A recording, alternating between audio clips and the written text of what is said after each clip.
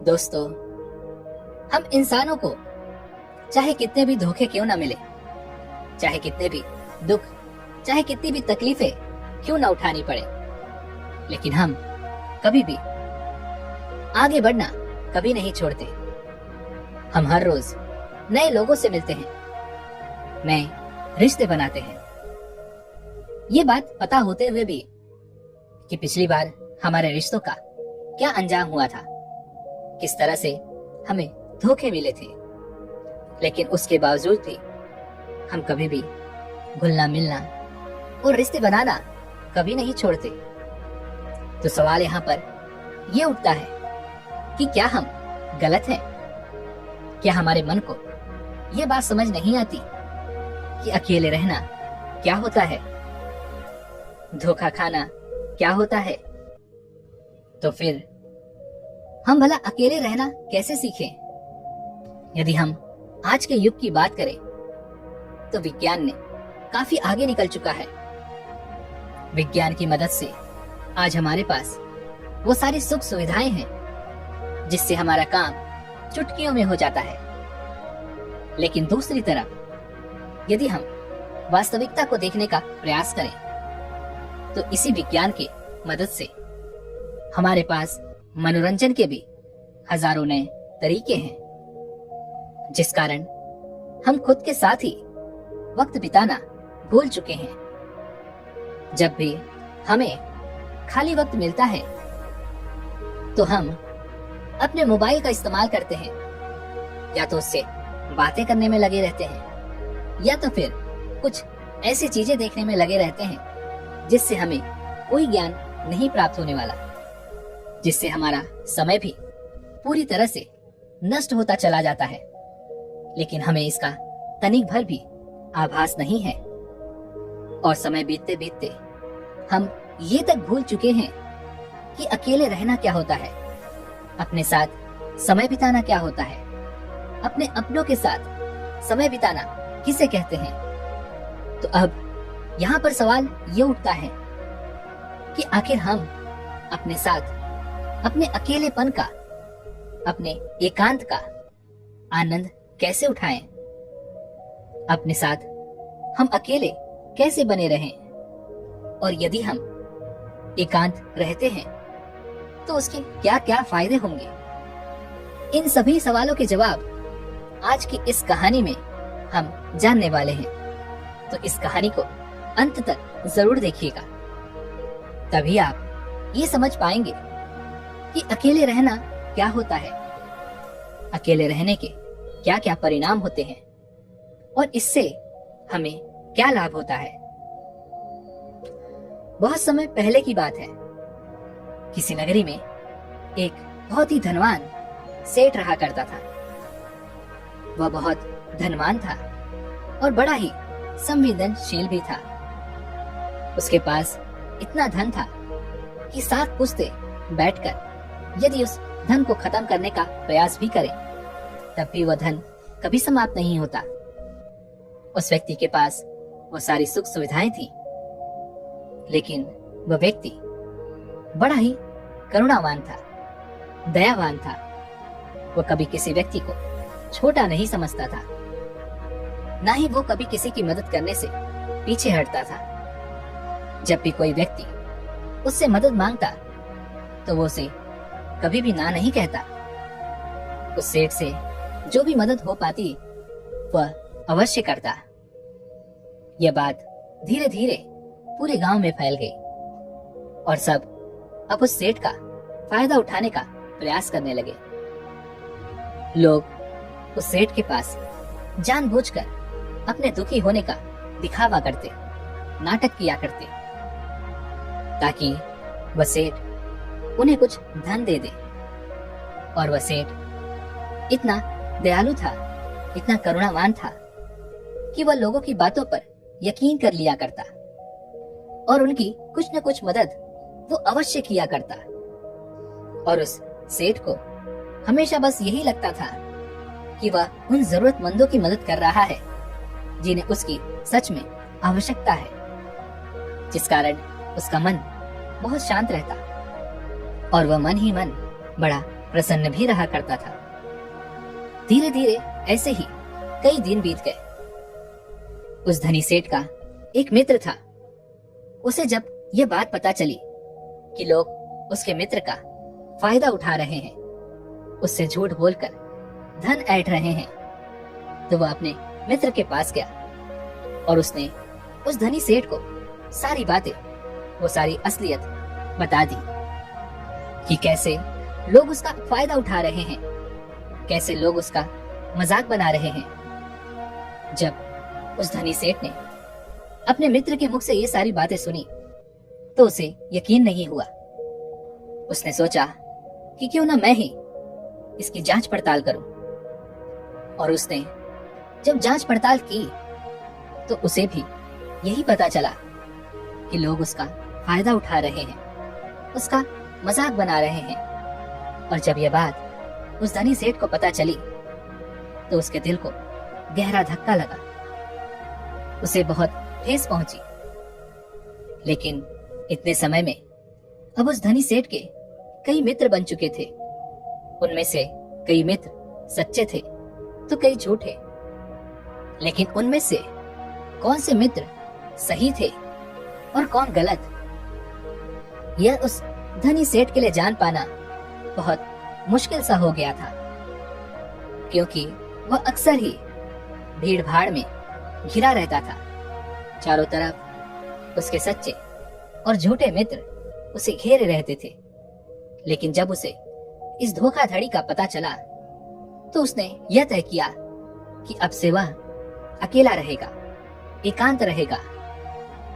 ना ही वह किसी से ज्यादा मित्रता रखेगा और ना ही किसी को अपना ज्यादा समय देगा। धीरे धीरे जो भी लोग अब उसके पास मदद मांगने आया करते, उन्हें हवेली के बाहर से ही लौटा दिया जाता, ये कहकर कि अब वो सेठ आपसे नहीं मिलना चाहते। धीरे धीरे ऐसे ही समय बीतता गया और जो भी उस हवेली पर उस धनी सेठ के पास मदद मांगने जाता, उसे खाली हाथ ही लौटना पड़ता। समय बीतने के साथ साथ अब उस धनी सेठ को भी अपने मित्रों की याद सताने लगी, जिनके साथ वह बैठकर मौज मस्ती किया करता, गप्पे मारा करता। अब उसे वह मित्र याद आने लगे थे, उसकी याद उन्हें सताने लगी थी। लेकिन तभी अचानक उसे यह भी याद आया कि किस तरह से उसके मित्रों ने उसका फायदा उठाया, किस तरह से उसे बेवकूफ बनाया और तो और झूठा दिखावा करके कितना सारा धन उससे ऐंठा गया। यह सोचकर वह अपने किसी भी दोस्त से मिलना नहीं चाहता था, न ही किसी की संगत में वह रहना चाहता था। वह तो बस अब अकेला रहना चाहता था, जिस कारण उसने अब सत्संग जाना शुरू कर दिया था, ताकि उसका मन लग सके, ताकि वह अच्छा महसूस कर सके। उस सत्संग में उसे कई सारी ज्ञान की बातें भी सीखने को मिलती, कई सारे ऐसे उपदेश जिससे उसका पूरा जीवन बदल जाए और दूसरों के विचार भी उसे सुनने को मिल जाते। उस सेठ को वहां पर जाकर बहुत अच्छा लगने लगा। वह एक बार फिर से वही खुशी और आनंद महसूस कर रहा था, जिस कारण वह रोज उस सत्संग में जाने लगा और ज्ञान के वह उपदेश वह सुनने लगा, उन्हें अपने जीवन में उतारने लगा। यूं तो कहने को वह बहुत ही धनी था, लेकिन उसके बावजूद उसके मन में कोई भी आनंद की झलक नहीं थी। सत्संग में जब भी ज्ञान की बातें होती तो वह उसे बड़े ही ध्यान से सुनता। इतना ज्ञान होने के बावजूद भी अंतर्मन से वह एकदम अलग था। वह अपने अंतर्ज्ञान से एकदम अलग थलग था, जिस कारण उसके पूरे जीवन में आनंद की एक झलक तक नहीं थी। वह जिस सत्संग में जाया करता, वहां पर अक्सर ही ध्यान पर चर्चा की जाती, लेकिन वह धनी सेठ अभी तक ध्यान के बारे में कुछ नहीं जानता था। यहाँ तक कि उसे यह तक नहीं पता था कि आखिर यह है क्या। जिस प्रकार यदि आपके हाथों में मैं कोई फल रख दूं, जब तक आप उस फल को खाएंगे नहीं, उसे चखेंगे नहीं, तब तक आपको ये नहीं पता चलेगा कि आखिर इस फल का स्वाद कैसा है, यह खाने में कैसा लगता है। ठीक उसी प्रकार उस धनी सेठ पर भी यही बात लागू होती थी। वैसे तो वह काफी धनी थे और उन्होंने अपने जीवन में बहुत कुछ हासिल भी किया था। वह काफी ज्ञानी भी थे, लेकिन उन्होंने अभी ध्यान का रस नहीं चखा था। एकांत रहना किसे कहते हैं, अकेलापन क्या होता है, इन सब के बारे में उन्हें कुछ भी नहीं पता था। एक दिन वो धनी सेठ उस सत्संग में गया हुआ था। तभी वहां पर एक बौद्ध भिक्षु आए। वह बौद्ध भिक्षु बड़े ही ज्ञानी थे। उनकी ख्याति चारों ओर फैली हुई थी। उनके ज्ञान के बारे में प्रदेशों में चर्चाएं हुआ करती थी। और आज उस धनी सेठ को भी एक मौका मिल गया था कि वह अपने आप को और भी ज्यादा ज्ञानी बता सके। उसे लगने लगा कि यदि वह उन बौद्ध भिक्षु को आज तर्क वितर्क में हरा देगा तो उसकी ख्याति दूर दूर तक फैल जाएगी। चारों ओर समाज में उसका नाम बढ़ जाएगा, उसकी इज्जत बढ़ जाएगी और लोग उसे अत्यधिक ज्ञानी समझने लगेंगे। यह सब सोचकर वह धनी सेठ अत्यधिक प्रसन्न हो रहा था कि तभी वो बौद्ध भिक्षु बड़े ही शांत भाव से उसके पास से गुजरते हुए वे अपने आसन पर जाकर बैठ गए। सत्संग में तर्क वितर्क शुरू हुआ, लेकिन उस सेठ ने पहले से ही सोच रखा था कि वह किसी के भी उत्तरों को सही साबित नहीं होने देगा, जिस कारण वह सभी के उत्तरों को काटकर अपना उत्तर सबसे ऊपर रखता। और वह मन ही मन यह भी सोच रहा था कि जैसे ही यह बौद्ध भिक्षु तर्क वितर्क में हिस्सा लेंगे, मैं इन्हें ऐसा घुमाऊंगा कि यह कुछ भी नहीं कर सकेंगे। लेकिन दूसरी तरफ वह बौद्ध भिक्षु बड़े ही शांतिपूर्वक ये सब देख रहे थे, सुन रहे थे और मुस्कुरा रहे थे। धीरे धीरे सत्संग खत्म हुआ, तर्क वितर्क भी खत्म हो गया। अब उस सेठ से रहा नहीं गया। वह यह सोचने लगा कि आखिर इतने सवाल जवाब के बाद भी इन बौद्ध भिक्षु ने क्यों कुछ नहीं कहा।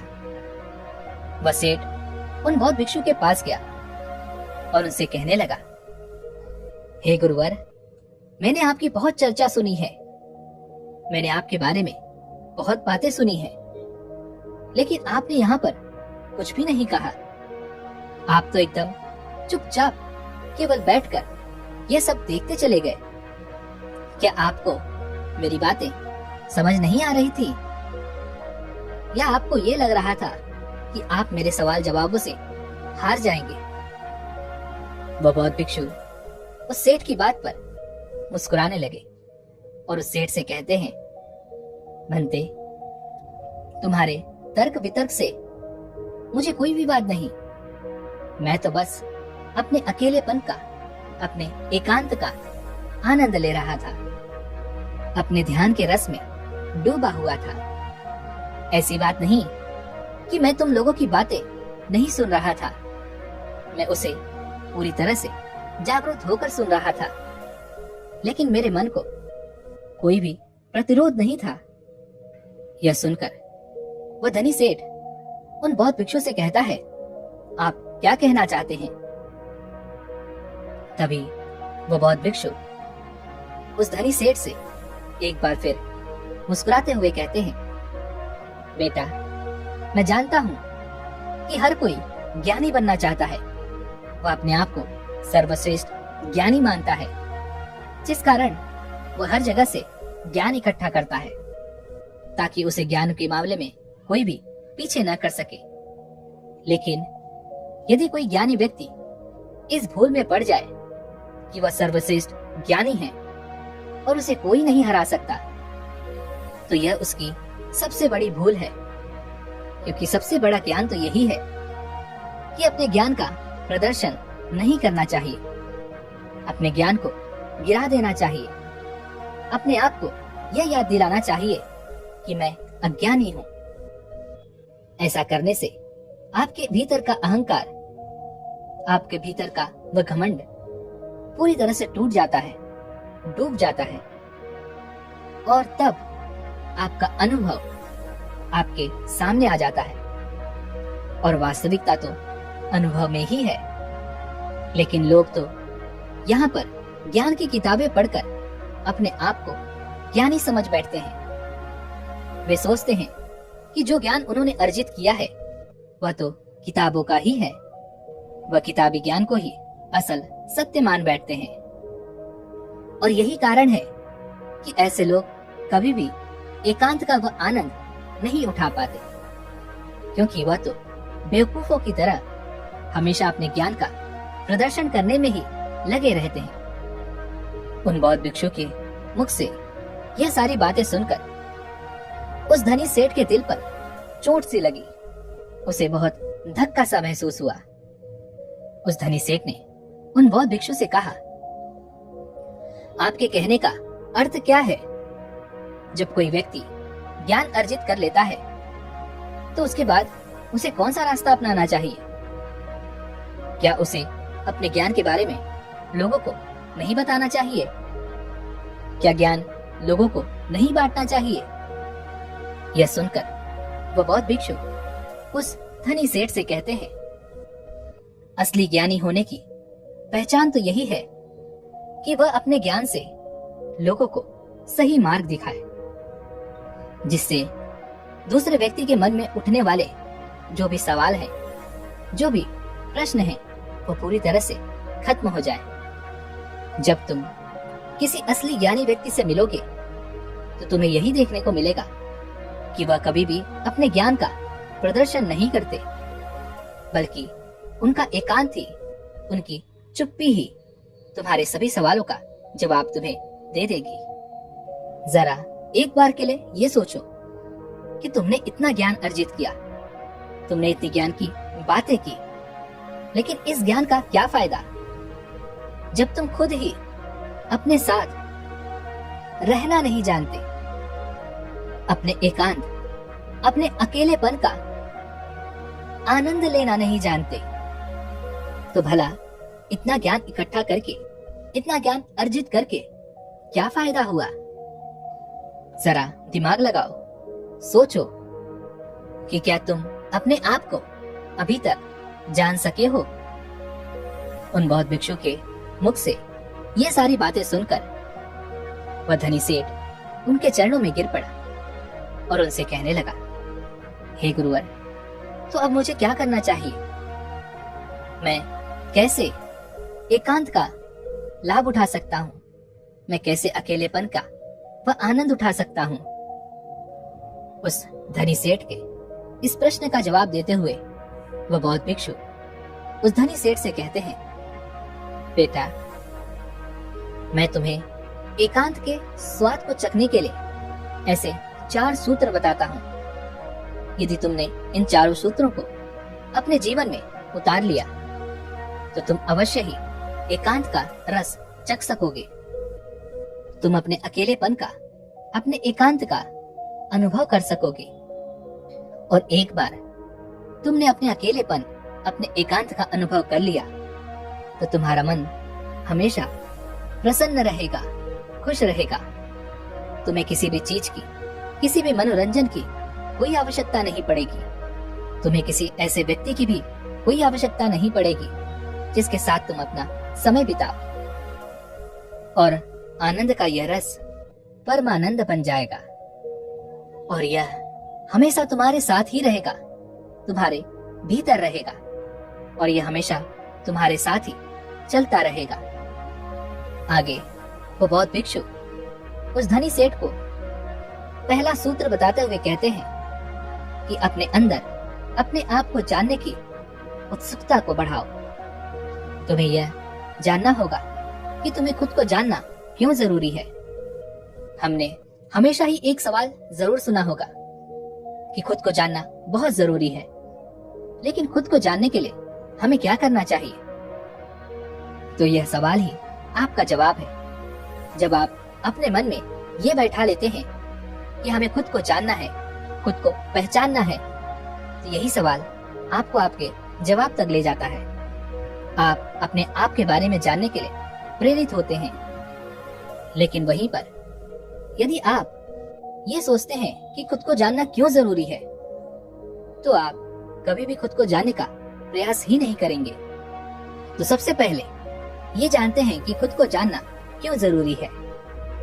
हमें अपने आप को जानना इसलिए जरूरी है क्योंकि हम अपने आप को जानते ही नहीं।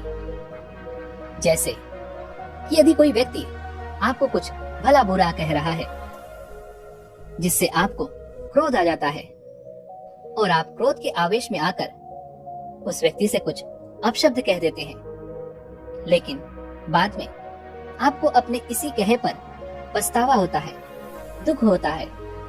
आप ये सोचने लगते हैं कि मुझे ऐसा नहीं कहना चाहिए था, मुझे उससे कुछ अलग तरह का व्यवहार करना चाहिए था। तो यहाँ पर समझने वाली बात यही है कि आप करना कुछ चाहते थे, लेकिन हो कुछ और गया। जैसे कि आप किसी को अपशब्द नहीं कहना चाहते थे, लेकिन अपशब्द तो दूर, आपने तो जमकर एक चाटा तक जड़ दिया।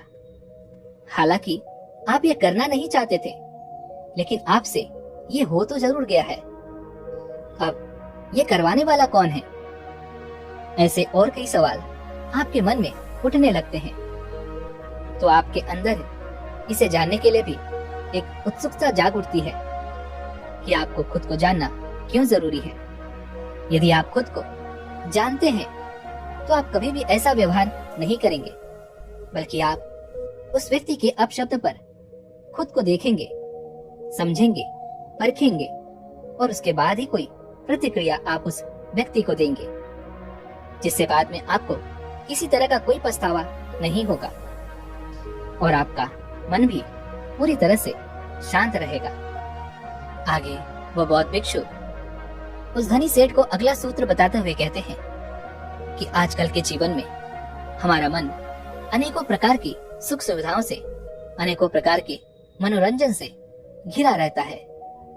तो क्या यह सही है? दोस्तों, आपने देखा होगा कि जब आप अपने मोबाइल का इस्तेमाल कर रहे होते हैं, थोड़े समय के लिए तो ठीक है, लेकिन जब आप इसे लंबे समय तक इस्तेमाल करते हैं, अपना मनोरंजन करते हैं, तो आप अपने ही फोन से ऊब जाते हैं और फिर हमारा मन किसी और चीज में भी नहीं लगता। जिस मनोरंजन से हमारा मन खुश होना चाहिए था, हम उसी से ऊब जाते हैं, परेशान हो जाते हैं, चिंतित हो जाते हैं। इस विज्ञान ने हमें बहुत कुछ दिया है, लेकिन वहीं पर दूसरी तरफ हमें कुछ ऐसे साधन भी दे दिए हैं जिससे हम कभी भी एकांत नहीं रहना चाहते। हम हमेशा मनोरंजन में डूबे रहना चाहते हैं, लेकिन इससे हमारा एकांत छिन गया है। और इसका सबसे बड़ा उदाहरण आपके हाथों में है, अर्थात आपका यह फोन। आपने देखा होगा कि यदि आप कहीं जा रहे हो और आपका मोबाइल यदि घर पर भी छूट गया हो, तो आप तुरंत दौड़े दौड़े उसे लेने के लिए वापस घर लौट आते हैं, क्योंकि आप इसके बिना रह नहीं सकते, क्योंकि आप इसके बिना अपने आप को अधूरा मानते हैं। यदि आप इस चीज को और अच्छे से समझना चाहते हैं, तो मैं आपको एक प्रयोग बताता हूँ। एक दिन के लिए आप अपना फोन बंद करके किसी ऐसी तिजोरी में रख दें जहां पर आप इसे चाहकर भी छू ना पाए। इसी तरह से आपको पूरा अपना एक दिन बिताना है। यकीन मानिए कि आपको यह एक दिन बिताना बहुत महंगा पड़ेगा, बहुत भारी लगेगा, क्योंकि जिस मोबाइल के जरिए आप अपना पूरा समय, पूरा दिन काट लेते हैं, जब वही आपके हाथों में नहीं होगा, तब आपको अपना एक एक मिनट काटना बहुत मुश्किल लगेगा। लेकिन वास्तविकता तो यही है कि हमने अपने एकांत की बागडोर इन्हीं आविष्कारों के हाथों में दे दी है, जिस कारण हम कभी भी एकांत नहीं ढूंढ पाते, अपने लिए एकांत का वह रस नहीं चख पाते।